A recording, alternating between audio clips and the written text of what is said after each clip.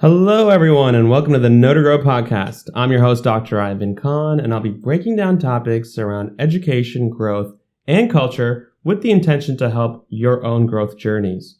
For those not familiar with our hosting organization, Constatorial, I serve as the CEO there, and we serve kids K through 12 in supplemental education centers throughout New York City. One of the unique privileges of my work is the opportunity to really know the various communities that our team serves and discover the various challenges that students face within themselves, their families, and overall community systems. Today I'm joined by my guest, Unsha Bakker, for a very, very special episode for all of our listeners out there, and it's on mental health, getting help early. Unsha Bakker is a former teammate of ours at Cons. She's an oncology nurse, and more recently, she's joined the Bengali mental health movement, a fantastic platform to really, really share her story, her experiences with this topic, and it's some, whether it's our episode today or other episodes that she's been going to be doing for other podcasts, we really, really recommend you following her. Unsha, welcome to the show. Thank you so much for joining us on the Know to Grow pod. Thank you so much for having me. I'm so excited to have this conversation with you, and I want to thank you again for helping me and everybody else bring awareness to this topic that does not get much exposure. I'm so grateful to you, your platform, and your writing. I became very, very familiar with your story over some time. We go way back. You're a former student at Cons and a former teammate. And more importantly to me personally, you've been an oncology nurse. So, knowing how much that's been, part of my family's experiences, I thought what better conversation to have than with you, especially now that you're writing and talking a lot more about it. So let's start with your childhood. Tell us about your upbringing in Queens or whatever part of New York you're from, and we'll start there. So I was born and raised in Queens, literally practically lived in the same house up until actually tomorrow I'm moving out. Oh so my gosh. First time, yeah. Wow, congrats. Literally lived in the same place. Thanks. So I would say growing up, I felt very privileged to live in such a diverse place in America. I always felt like all of my friends just had so many different perspectives, and I had a lot of fun growing up in that environment, and I'm sure it's much different for a lot of people who grew up elsewhere. So that's also why it's made me so hard to leave New York, and that's why I've stayed for my whole life. So you are moving. Yes. I did not know that before you just mentioned it. So yeah. That must bring a lot of stress, with the topic's Yes. mental health. And they say in the literature that moving is one of the biggest stressors that an individual can go through. So what's that been like for you, and how are you dealing with that? I completely agree. With any big change comes the stressors that go along with it, and any big adjustment in your life will just almost bring up old things that you might feel like you haven't healed from or you're dealing with. So for me, it's been like a mix of excitement and almost confusion and fear, because I'm just like, wait, I'm so familiar with this. I don't know if it's the right thing to do. But then at the same time, I'm like, okay, this is normal. Like, you're supposed to move out and be more independent and just kind of find your own identity more so. And what's a better way to do that than living by yourself and knowing exactly who you are? That's awesome. So it sounds like you're moving out of your parents' home for the first time.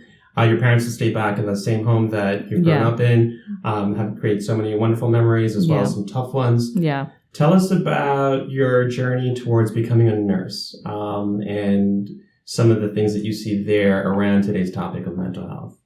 So my path in becoming a nurse, I would say from a young age, I was exposed to seeing so many caregivers for my brother, Rashad.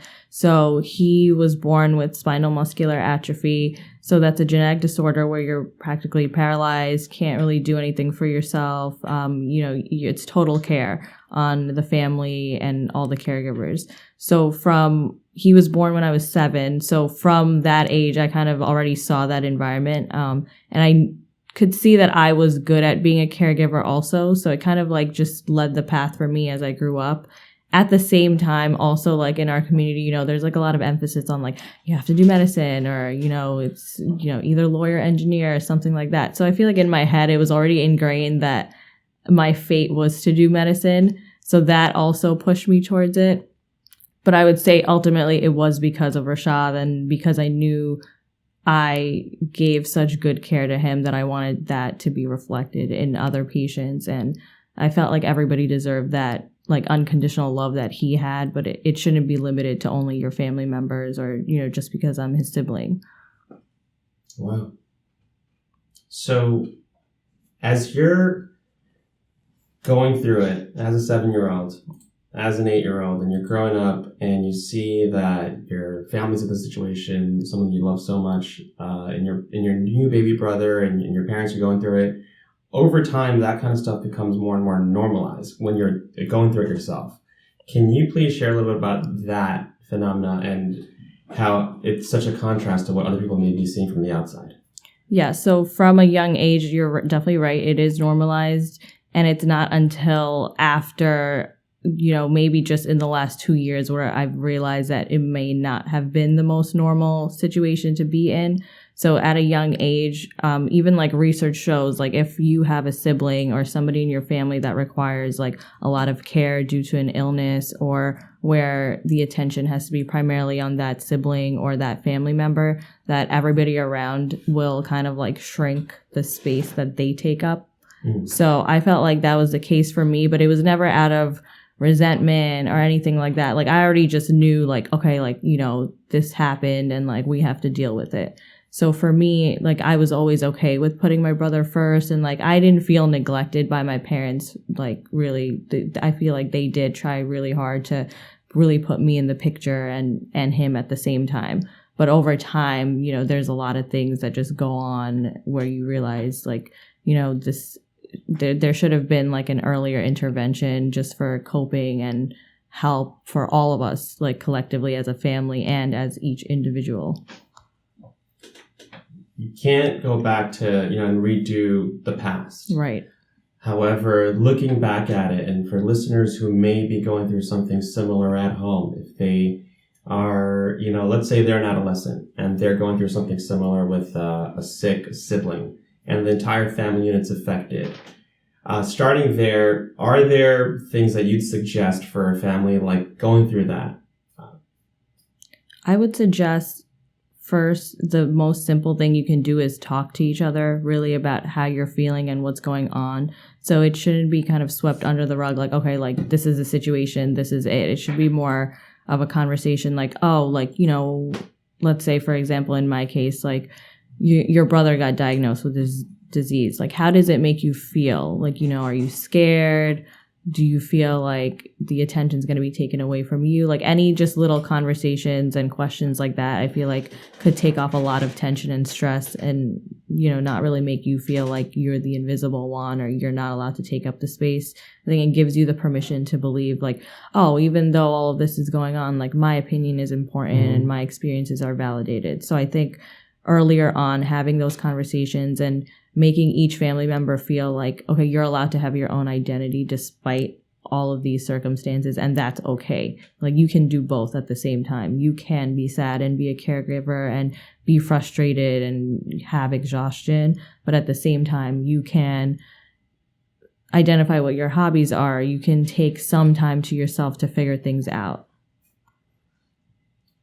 What you're describing takes me back to the time of my dad's diagnosis. So I was 20, starting off my first medical school course is anatomy. So you've taken a lot of the same courses for your training.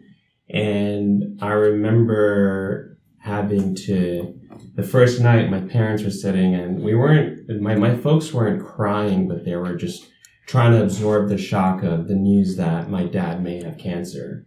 So for maybe like a week or 10 days between scheduling the biopsy and knowing that the news is probably going to not be good, I actually had a conversation with my dad and I was like trying to figure out, oh crap, how do I like ask him how he feels?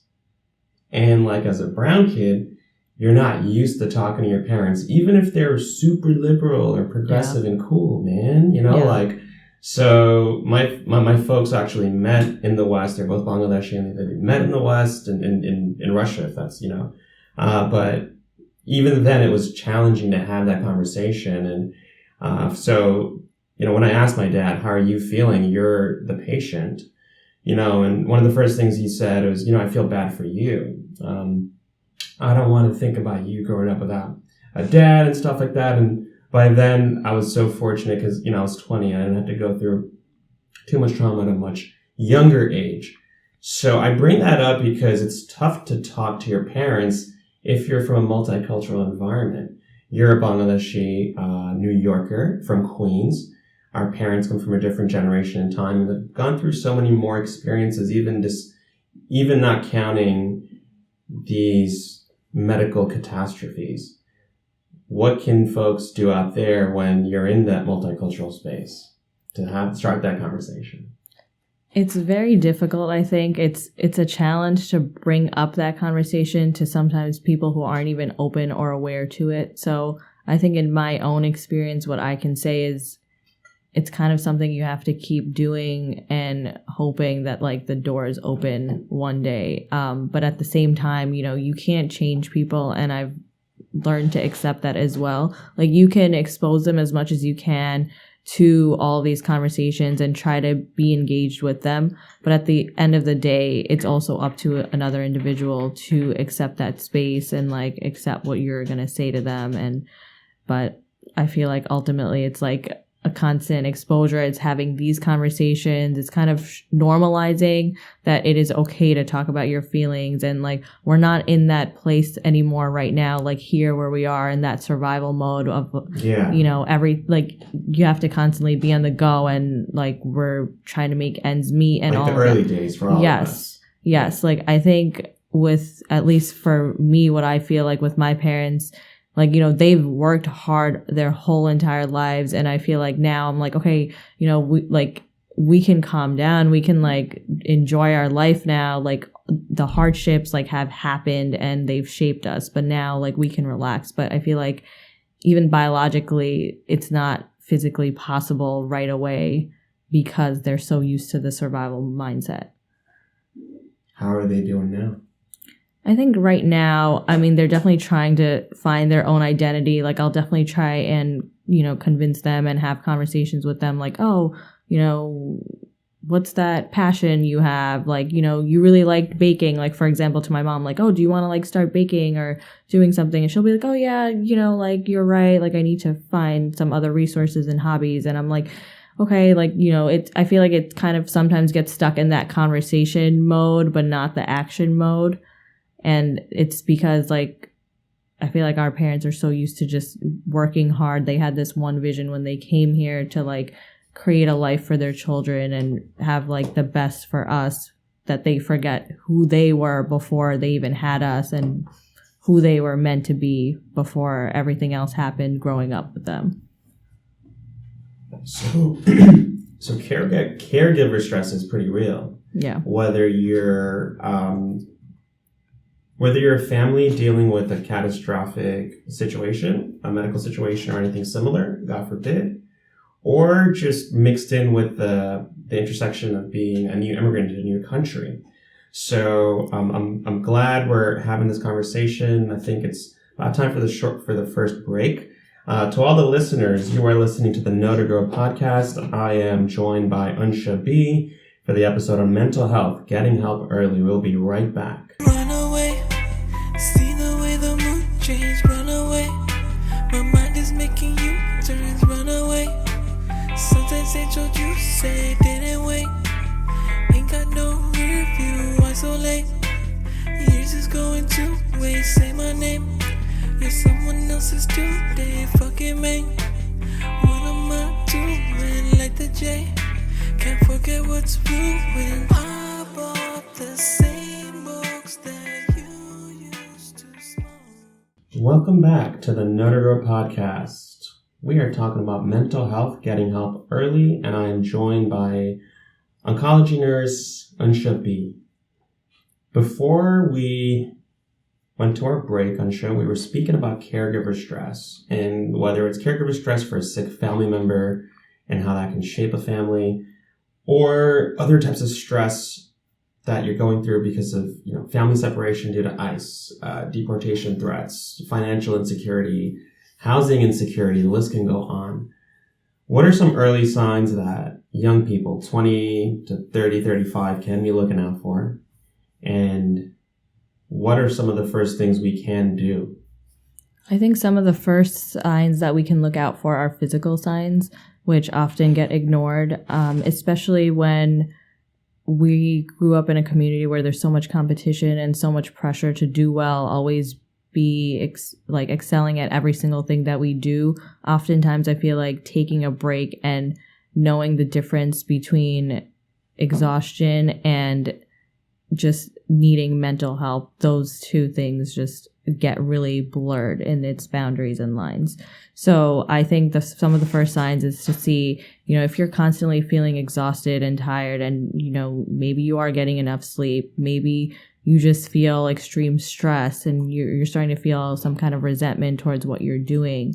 I think those are signs that, some kind of conversation needs to happen and there needs to be some kind of interventions that come into place, even as simple as just talking about your feelings. I think we're so used to thinking that our situations are isolating a lot of the times. We're often told growing up, like, no, don't tell anybody that happened, or, you don't need to tell that other family member about your personal life or your information. But I think sharing is more liberating and it can help promote healing and decrease all of those physical signs that I just talked about. A lot of the phenomena that you describe isn't limited to South Asian immigrants. Have immigrant friends from Nigerian communities and Latin communities and East Asian, Korean, Chinese communities and, other communities where it's still very, very taboo to admit or acknowledge that we have this, we have stress or we have physical symptoms of stress. Having served as a board member at SUPNA, which is a not-for-profit organization based out of Westchester Square in the Bronx, one of the signature programs that we, to help immigrant moms in the Bronx, was around mental health. And it was often described as tension, because culturally it's easier to talk about, "Amar tension hoche." Amar sath ekhon kotha bolbo na, amar tension hoche. That's what my mom used to tell me, right?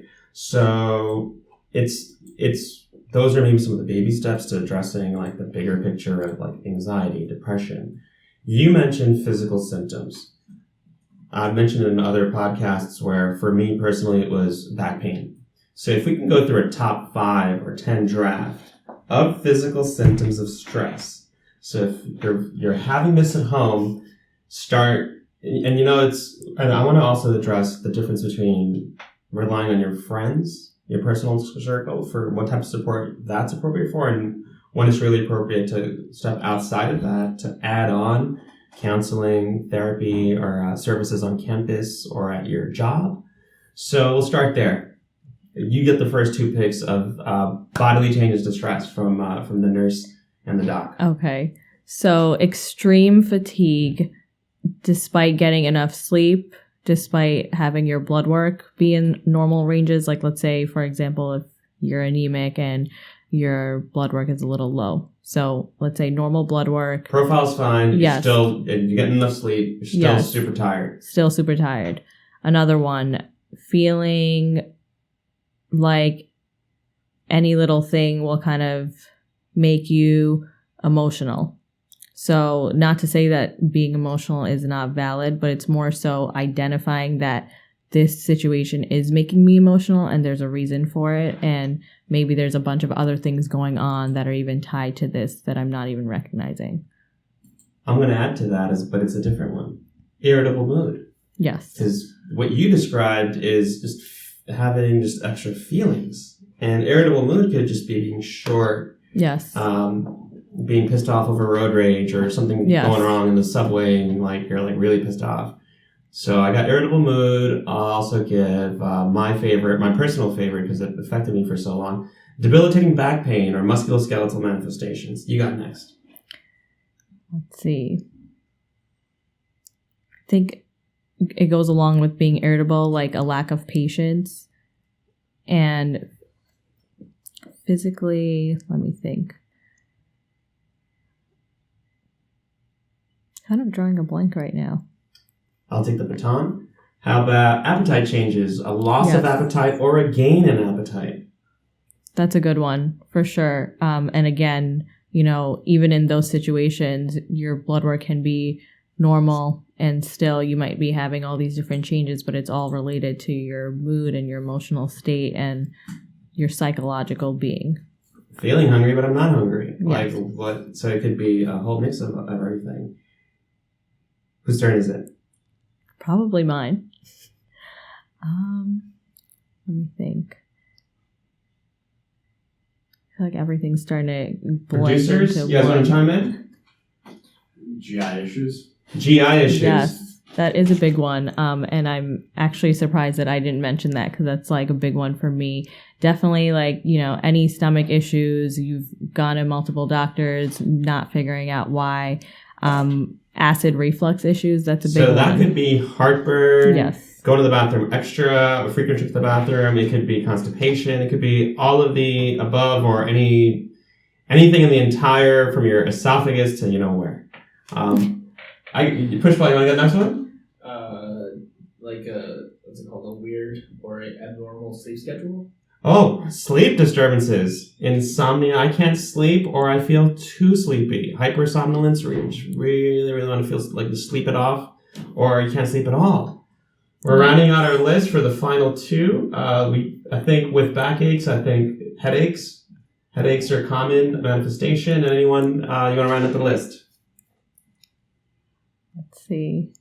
What else? Physical symptoms.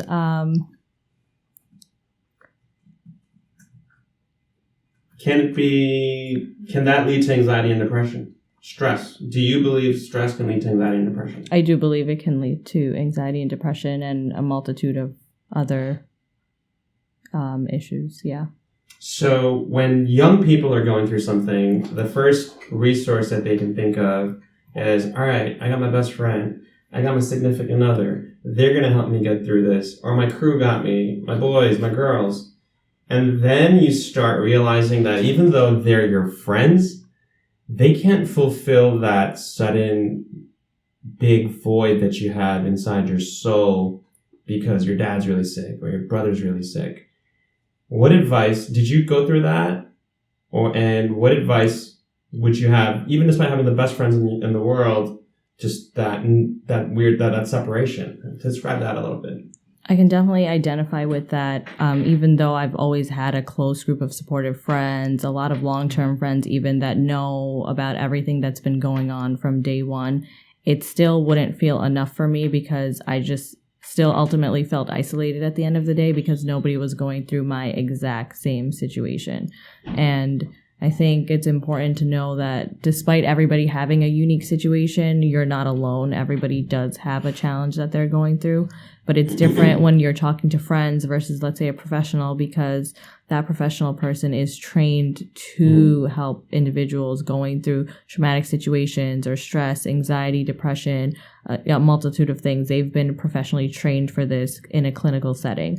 And they also can hold you accountable for all these things. It can help work with you for your goals, and it's more of a set time and place to identify all of that versus when you're talking to your friends, it can be random. Maybe you're in the middle of a conversation and you feel a certain way, and then you kind of have to pick back on that conversation. And I feel like it's just, you need a different setting to help you go through that and manage all of these things. Do you think it's common for people to feel resentful towards their friends for not feeling that they're there the way they need? Yes, I think that's a very common thing that can happen. And ultimately, at the end of the day, people, I think it's important to acknowledge, your true friends and, people who do love you do want to be there for you. But at the same time, ultimately, somebody won't know exactly how you're feeling unless they're in your shoes. And while that can build resentment, I think once you're more open to the conversation and you begin the healing process, you can kind of start to feel more compassion towards other people and not understanding your scenario. And it's almost like in a grateful sense, I'm almost glad you don't know exactly what I'm feeling, because then you would be going through the situation. And I kind of don't want that for you at all.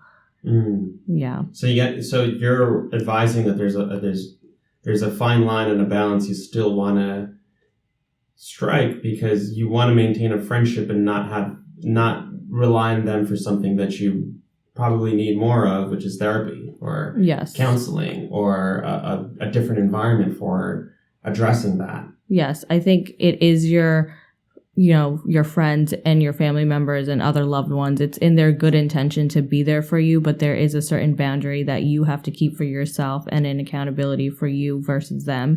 They also have their own issues that they need to deal with, that they need help in coping with. And it's not the easiest thing for them either to see you going through that situation. And sometimes on the other end, it can feel really hopeless and helpless. Like, if, for example, like if I'm telling somebody about my brother's death and they haven't gone through that and it's something irreversible, they can't change, for them almost it feels sad. Like I don't know what to tell you or do for you. Versus if you go to a professional, like, they've had other clients with these similar situations and they can tell you like, look, this is grief. This is how the process goes. It's not linear. And from a more clinical and research background, like this is how the process will go. And it's more so the professional, I know that going in, this is their job. This is my set time with them. My boundary with them is that you are providing me with the service that I have signed up for, and it's my conscious ability to go there. Versus with a friend, it's more so, based off of... Is it my turn to hear my stuff now? Or right. You have that fear that what if I'm giving too much of myself and right. I'm robbing the conversation and I'm hijacking right. the moment, and right. we're supposed to be out for coffee or going to the gully or something cool like that. Yeah. What's your vision for you're clearly part of a platform with other brands and platforms that's bringing a lot more awareness. Before we go to our next and final break, what's your vision for those after you? And then after the break, we'll go into some actual steps that folks can take for themselves, whether you're in college, just starting out the workforce, and so on and so forth. My vision would be to keep engaging in conversations like this and to basically decrease, and it would be really ideal to erase the stigma completely of mental health and not have any of these topics be taboo. But I know that's going to take a lot of work in the community, and it's going to be a lot of awareness and spreading that conversation. So I think starting off, my vision is to have people even accept the idea that these issues do exist, and it's okay that they exist, and it's okay that everybody has their challenges, everybody has their bad days, everybody has their good days. I think I want to spread my vision of a community that stands together even in their hard times, and erase like the isolating factor of like, no, this only happens to me and I'm being vulnerable and nobody understands me. But it's more so believing that every individual has their own hardships, and it's just like it is going to happen. Like while we're on Earth, everybody will have a challenge. Like nobody's immune to not having any issues in their life.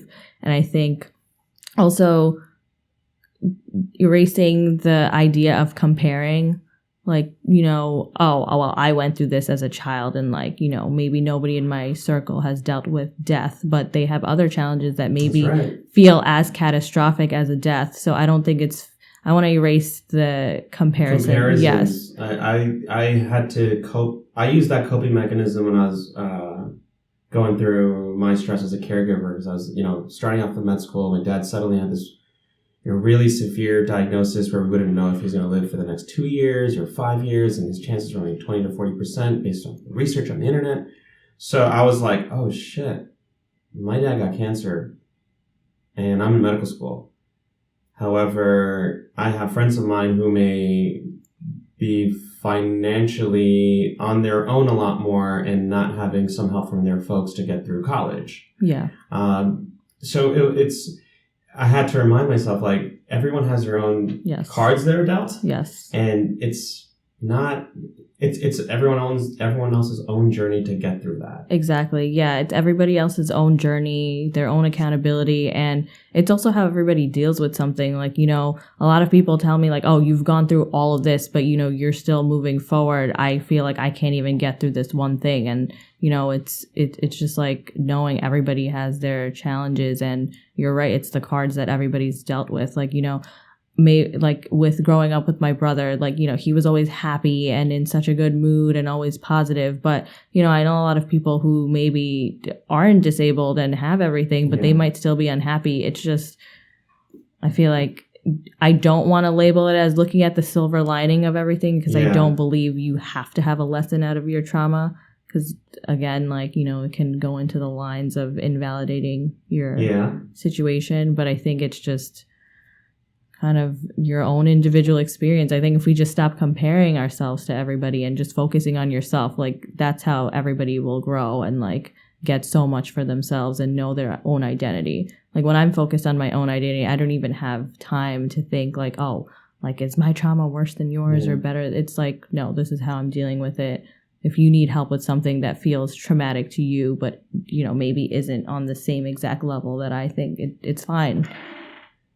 What are some fun things that you and Rashad like to do together before we go into the culture section? I honestly, I feel like our relationship was him bullying me and me convincing him to watch like a certain show that I would want to watch. And he would be like, no, I'm changing the channel. And then I would like leave, come back, see he's watching the show that I convinced him to watch with me. And he's like, oh no, now that you're here, I don't really want to watch it. So it was a lot of like back and forth. And then I would bring my friends over all the time because like he couldn't leave the house really. So I would bring everybody to him and he like would become friends with my friends. Like there were times where he would be like, oh, you know, like, can you just like leave for a second? I'm just like having a conversation with your friends. And I'm like, no, they're my friends and I brought them over. And he's like, yeah. Okay. Like you just come back like in 5 minutes. I'm just trying to have a conversation with them. So it was just a lot of like that sibling relationship, and it was still there even despite everything else that was going on. Thank you for sharing that. You are listening to the Noted Girl podcast, Mental Health, Getting Help Early. We will be back right after this short break. You look like a movie. You sound like a song. My God, this reminds me of when we were young. Let me photograph you in this light in case it is the last time that we might be exactly like we were before we realized we were sad of getting old. It made us restless. It was just like a movie. It was just like a song. Welcome back to the Noted Girl podcast. I'm your host, Dr. Ivan Khan, and today's episode is Mental Health, Getting Help Early. Unsha, before the most recent break, we were speaking about your vision for what's possible moving forward for the community, for immigrants, for South Asians, for folks from Queens, folks from situations like yours, to all of our friends. Where did this all start? I mean, do you think this goes back to the immigrant experience, to before that, to colonialism, to other types of oppression? Where has this journey, led you? Like, where is a lot of it rooted? I feel like it is definitely rooted in oppression and the oppressing of so many minorities just systemically. So when you go back and look at history, you know, our identities are rooted in what we thought would have to go along with in society. We never really got a chance to identify with ourselves and create our own identity. It was kind of always like we had to follow what the rules were for another society that was maybe controlling us, the government, so many things that have happened so I think in a conjunction with all of that, now it's like almost up to our generation where we have the ability to slow down and take a look at the bigger picture of why all this has happened. And like I mentioned, in other podcasts that I've spoken about intergenerational trauma. So there's just so many things that get passed down, and things that we are dealing with today, we might not even know that they're from histories that are rooted within our parents and their grandparents. So that could be in our DNA. That could be in our environments that mom and grandma got into like 20 years ago and being passed down to me or her son. Or you pointed out that while there's intergenerational trauma that gets passed down, there's an opportunity for intergenerational healing. And I have 2 kids. My daughter's going to be 7. Our son Ian's going to be 5. At home, my wife and I are always speaking about ways that we can ensure that we can provide a good mental health environment for our children as parents. So what advice do you have for young parents? And maybe we can work back. What advice do you have for parents? What advice do you have for your peers who are in the workspace, and looking back for college students? I think first off, having that conversation is even so important and such a big step in this whole journey. Like when I was younger, we definitely weren't having these conversations with our parents. So I think it's great that you're even mentioning that in the household as a priority. So that's definitely one of them. I think in order to find the resources, I think just making people more aware that they are more accessible than we think. Of course, there's more work to be done. Like, for example, there needs to be more people of color who are going into these fields. We need more representation in the mental health workspace. Yes. Like, I know a lot of people that I talk to, they would feel more comfortable maybe with like a minority therapist, and that directory isn't really that big when you look into it. Like 3 people out of like... Exactly. There's 25 providers. 3 of them are minorities. Yes. So I think that can expand as time goes on. But for now, it's kind of like getting those first steps and resources. We need to make people like aware that they are available. I know a lot of misconceptions are about cost, about accessibility. So in New York, when you are looking for a therapist, there are so many websites, for example, like Psychology Today, where you can actually put in and filter out with your exact insurance, the location you prefer. They even have a section of things you might want to talk about. So let's say you want your primary... Is it a free service, Psychology Today? Yes. So psychologytoday.com is free. I've helped a lot of people find their own therapist on that website, and it does take time, but it's just like anything else. Like, we do have to have patience for it, and it is an investment you're making in yourself and your mental health. So it makes sense that it would take some time maybe to find a provider. You don't want to just go to somebody random that you've never heard of or is like really far from you, and you're committing to go to them once a week. So most times, is it once a week, twice a week, or can it depend? I mean, before the podcast, you mentioned copay situation. What is the cost? Like, if someone's out there working and they're making like 60 to 80 grand and a good job, they worked hard and they're a couple of years in and they're really moving up the ladder and they have some good insurance or decent insurance, how much is it going to cost them with the copay and everything if they find someone in their network, outside their network? So when I've asked my friends this question, like just as a kind of survey, like, oh, how much do you think therapy costs? I've gotten a range of answers. Like, they think it costs anywhere from $100 to $300 an hour. And while that can be the case, there are so many therapists who take insurances, and your copay will usually be $10 to $20. And I feel like a lot of people do not know that. So it'll be $20 per hour. And if you're once a week, that's less than $100 a month. Yes.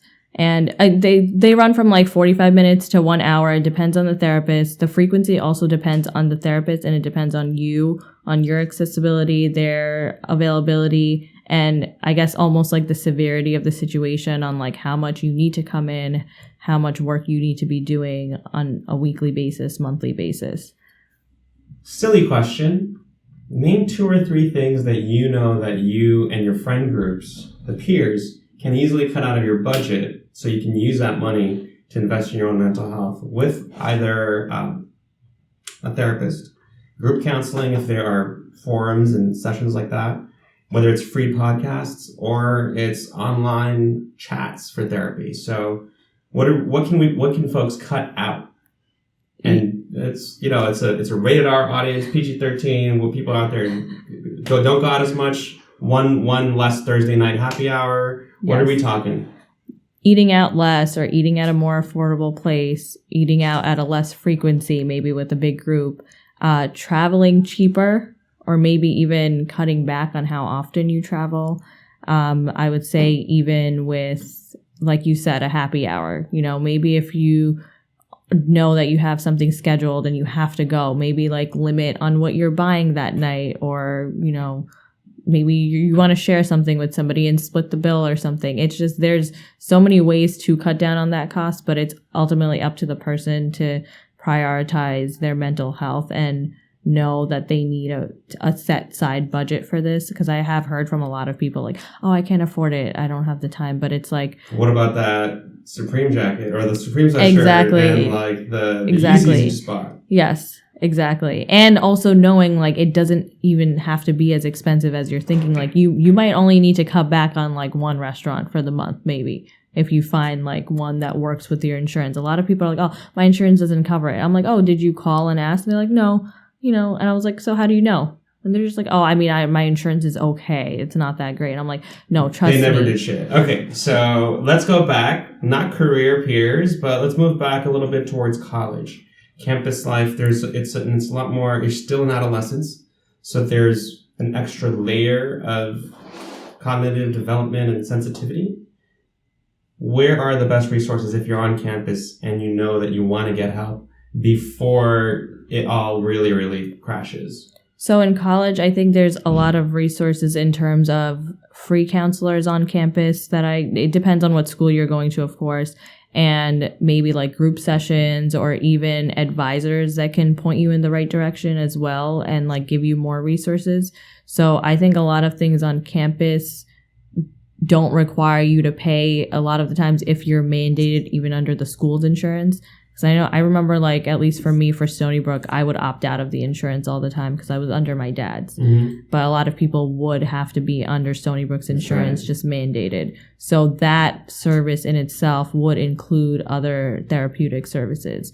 But it's, again, like, I would hear people, and even myself, like, I didn't utilize these services when I went to Stony Brook, but I would be like, oh, how good can something free get? So it's, again, like that stigma of like, some people are like, oh, it's too expensive, I don't even want to try it. And then when it's free, it's kind of like, oh, if something's free, it's not going to be that good.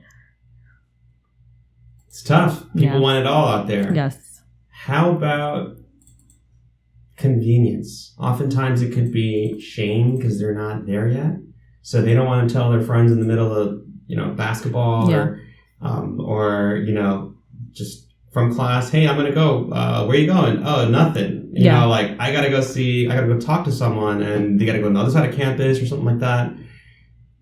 How can folks start getting around it or how can they maybe even leverage things like podcasts? Are there some that you listen to that you'd recommend so folks can start becoming more aware of the best mental health resources out there, even listening to conversations such as today's? I think definitely listening to other conversations are a great way to start. And in terms of feeling that stigma of like, when you're out and you have to run to a therapy appointment, you're kind of like, oh, I don't want to tell anybody where I'm going, because then it's a whole nother conversation. There's also other platforms like online therapy, group counseling online. And when I look at the studies, it is limited data right now because online therapy is more of a novel thing going on right now. But it does show that at least starting somewhere is better than not doing anything at all. So if you do have that accessibility issue where, maybe you have a super busy job and your time frames don't work out to commute somewhere, commute home, go to therapy session for 45 minutes, you can start scheduling things online. So there's platforms that are just online based. So it's strictly online. You're going to be talking to somebody. I'm not sure too much on that topic. I haven't really dived into that one, but there are a lot of these therapists that I mentioned from Psychology Today that have Skype as an option. Oh. Yeah. So it still is the same therapist that other people are seeing in person that, might just be as effective in person, but they offer that Skype session. It's incredible. It's always fun to see technology being leveraged for human good. Yes. And getting mental health support is clearly a human need, and hopefully over time can become a much more common thing. Podcasts. You're part of a platform. I'd love to hear a little bit about your platform. Any other podcasts that you're following that you want to shout out that are in the mental health awareness community? What's next for your work on this topic? And where can we find you? So for podcasts, I would definitely recommend Deshi Condition. So that was started by one of my friends. I actually recently just spoke on her podcast. She speaks of like a multitude of different topics. I think, for example, one of her most recent ones was on anxiety. She had another episode on like alcohol dependence. And, you know, a lot of these topics are just things that we never really talk about and have a conversation about. So she interviews like a ton of different people that reach out to her, and the conversations around that have just been really, really great. And, you know, she's really well informed on a lot of her goals and initiatives to bring out into the community. So I would definitely recommend listening to her. Anything unique about, I've heard your interview on the Desi condition, and I recommend it to friends and family. Anything that's a hallmark, like, hey, if you want this, go to Desi Condition, because there's a few more I'd love to get your just navigate this space on Instagram. I think she does a really good job of kind of specializing in like one different topic per week. Wow. So it's kind of like it would be personalized more so on what you want to listen to. Yeah. And I would say there's just so much out there that it's pretty deep dives. It's not a superficial conversation at all. It's a pretty... she like pretty much goes really specifically into one topic. So I think that's really great, because instead of covering like a lot at once where like maybe you only hit the surface of a topic, she really goes really into it. So I think for somebody who feels like they can identify with one topic, they would get a lot out of listening to a whole podcast on that topic. Are there any other ones that you follow for maybe not the deep dive, but something on the go, whether it's a post or you're a fan of their social media because they're just bringing a lot of continuous awareness? Or are there things that you'd recommend for our viewers and our promotions? Yes. So on Instagram, I think, like, for example, Children of 1971, they're doing a really good job of opening up a platform for a lot of people that are able to submit their own stories and their own personal experiences. So I think it's really nice, because for the person who's making that post, it probably is really healing and makes them feel lighter just to get that off of their shoulders. But it's also not isolating for the rest of us to read it and, you know, feel like, wow, this is somebody in our community. It's not just some random post, you know, on the other side of the world that we don't know them or something. It's a lot of familiar faces. It's people in our like generation too, and, you know, we're not alone. Suddenly the experiences and the testimonials become personalized in so many more ways than we'd ever anticipate. Yes. And it, especially like when a lot of people talk about their parents and the challenges that they've all gone through, it's like, it's so familiar. So Children of 71, yes, it's more of a multicultural, of those abroad. Yes.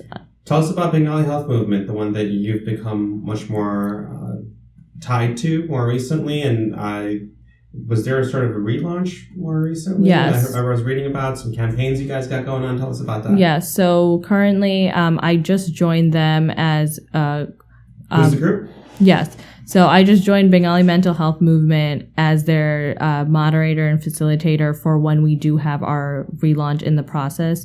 We are launching an initiative called Alap. So in Bangla, that means conversation. So our goal is to create workshops and events and more community awareness in creating these conversations around mental health on, like, you know, many different topics such as grief, coping, resources.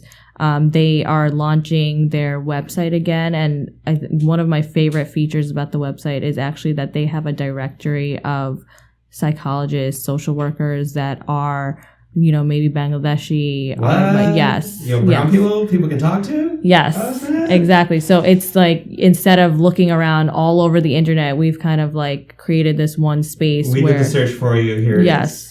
Yes, and that's honestly one of my favorite parts. One of your favorite aspects. Yes. Do you see yourself transitioning to this space more professionally? You're an oncology nurse. Do you plan to stay in oncology, or do you plan to bring some of these more recent experiences around awareness building to your career?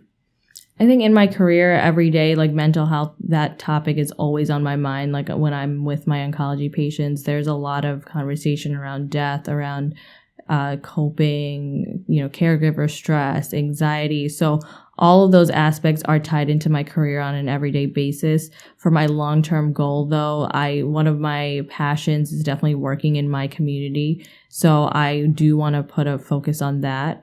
For now, I do love my position as a nurse in oncology. I do know that I'm making a difference, but there's more of other changes I also want to make in my own community of being a Bangladeshi American. So, yeah. Incredible. Where can our listeners find you? So they can find me working on Bengali mental health movement on Instagram. I share a lot of things on that platform as well.